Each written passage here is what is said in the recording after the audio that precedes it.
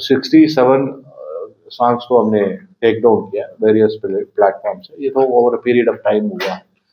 सो जो गाने हरियाणा रैप्स है जिसपे गन कल्चर को ग्लोरीफाई किया है या वायलेंस को ग्लोरीफाई किया, उन गानों को हमने ऑनलाइन प्लेटफॉर्म से उनको हमें we took down under IT act. जो आईटी एक्ट में जो प्रावधान है, सो उस उन प्रावधानों के तहत उनको we have taken them down. और आगे हमने और गायकों से हम मिले भी है, 2-3 बार मीटिंग की है, इनको सजेस्ट किया, उन्होंने भी माना है और कि हम ये गन कल्चर को और वायलेंस को हम मतलब ग्लोरीफाई नहीं करेंगे आगे के गानों में। और आगे के उनके कंसर्ट्स में उन्होंने उस पोर्शंस को अवॉइड भी किया है गाने से। और जो और प्रोडक्शंस है उनमें वो अपने आप जो हिंदुस्तान में एटलीस्ट हमारे संपर्क में जो गायकार आए हैं, म्यूजिशियंस आए हैं, वो उन्होंने उसको कंप्लाई भी किया है। जो उन्होंने वायलेंस या गन कल्चर को जो पहले ग्लोरीफाई करते थे वो नहीं कर रहे हैं, उन्होंने हमें अश्योरेंस भी दिया है। लेकिन और उनकी तरफ से हमारे हमको कुछ उनके कंसर्न्स, उनको किस किस तरह से प्रेशर में डाला जाता है, किस किस तरह से फोन आता है, किस किस तरह से इंटिमिडेट किया जाता है, उसका भी उन्होंने हमको बताया है। उसका जो भी प्रिवेंटिव स्टेप्स है, उसका भी जो भी मुकदमा दर्ज करना है।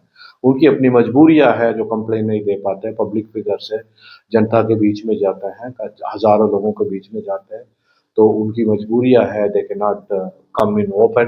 बट हमने उनके कंसर्न्स को कॉग्निजेंस लिया है, उस पर जो भी कानूनी कार्रवाई कर सकते हैं वो किया है और अब भी कर रहे हैं। जिस पे पेंडिंग है कुछ उस पे कर भी रहे हैं।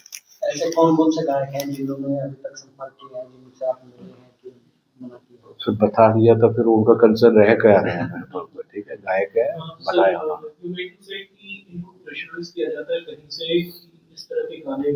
They are put to pressure to glorify certain gangsters, gang members, certain names, right? And for which they are pressurized, intimidated, and sometimes they are also asked to sell their popular songs at very cheaper rate, right? And these kinds of threats are being issued to the musicians, singers.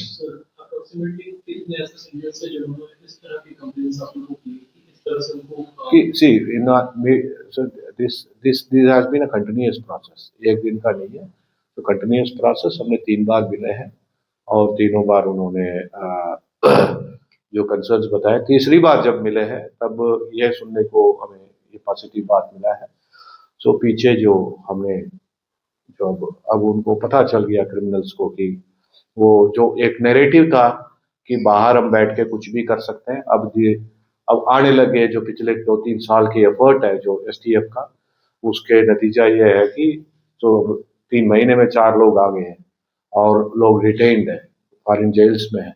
सो ये उनके मन में एक भय पैदा करा है जो क्रिमिनल्स के मन में। तो सिंगर्स की तरफ से एक पॉजिटिव, ये तीसरी बार जब अभी जनवरी में फर्स्ट वीक में जब मिले तब ये आई है कि अब कॉल्स बहुत कम आ रहे हैं, मतलब ऑलमोस्ट लगभग नील कॉल्स है from the gangsters to the singers. तो कम हो गई है, ये उनकी तरफ से हमें इनपुट आया है। ठीक है।